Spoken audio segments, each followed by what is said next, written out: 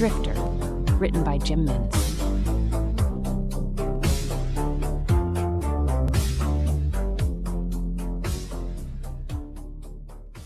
Begrudgingly, the entity left the boy and floated on the molecules in the air over to the crowd to hear directly from the preacher. It weighed up which form it wanted to take. A young woman sat close to the preacher on a sandbank with her knees up to her chest. She was riveted to every word. The entity wanted to know her thoughts. It wanted to know what effect this man's words were having on her. From above, the entity watched the preacher himself. An unkempt man, drab in appearance, loose clothing made from whatever materials were available, long hair and beard. The entity knew enough to wonder about appearances and the premium these humans placed on such decisions. Here was a man who gave no heed to these vanities, and yet he could command armies of people, all eager to hear every word out of his mouth. The decision was made. The entity descended through the molecules into the ear canal of the preacher. Something was different. There was a barrier that stopped access to the cortex.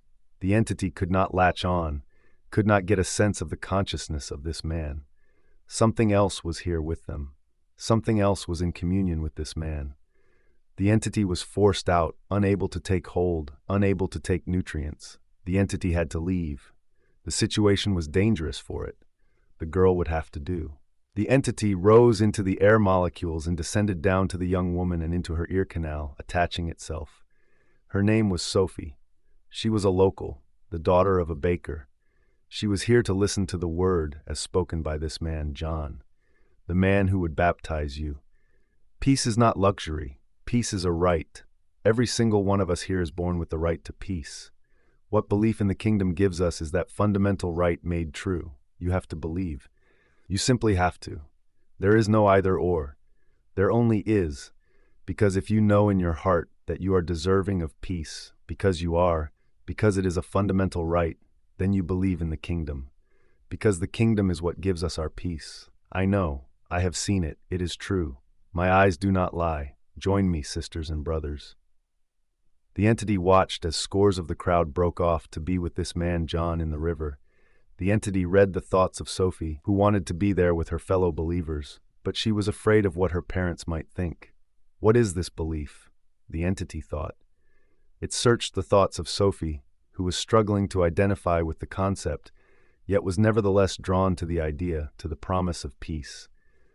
"Why are you drawn to this?" it asked her. She did not respond. She was listening to the Baptist. "I will purify you with this water, making you fit for the kingdom. But this is mere symbolism. I tell you, brothers and sisters, I am but a symbol of what is to come. I put water over your head, but the one who comes after me, he will baptize you with fire. That is the true messenger, the one who walks amongst us, sent from the heavens. That is the one who will truly shed light on what it means to find peace," the baptizer yelled. "Another? What is this other?" Sophie thought.